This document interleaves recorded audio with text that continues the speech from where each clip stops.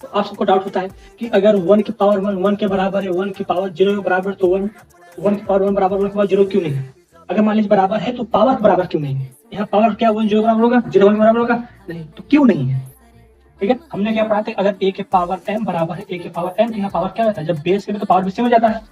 लेकिन यहाँ base same लगता है, पावर सेम नहीं है, तो क्यों नहीं है? तो बच्चा ऐसा अगर बेस 1 है तो उसमें अप्लाई नहीं होता है। क्यों नहीं होता है? क्योंकि हमने ये रूल पढ़ा है, इस रूल में हमने लॉग लगाया। लॉग का प्रॉपर्टी है कि अगर a के पावर m है तो जब लॉग यहाँ क्या होता है, पावर आगे जाता है और यहाँ पे लॉग a हो जाता है। तो हमने दोनों तरफ लॉग लगाया, फिर लॉग इसको क्या किया, इधर लाइन यहाँ माइनस हो गया, इधर क्या था प्लस साइन था, इधर आके माइनस हो गया। यहाँ पे हमने लॉग कॉमन लिया तो यहाँ m-1 आया।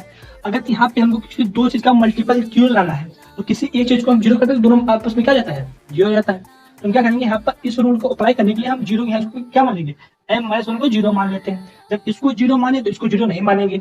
ये जीरो कब होता है, जब अगर log 1 होता है तो आपका जीरो हो जाता है, लेकिन हमको जीरो नहीं लेना है, जीरो से बड़ा लेना है। हमको इसका log का वैल्यू जीरो नहीं लेना है।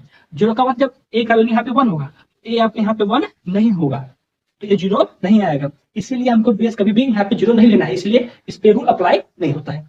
समझ में आ गया? तो चैनल सब्सक्राइब करिए, लाइक करिए, कमेंट करिए। फिर मिलते हैं किसी छोटे कंसेप्ट के साथ शॉर्ट वीडियो में।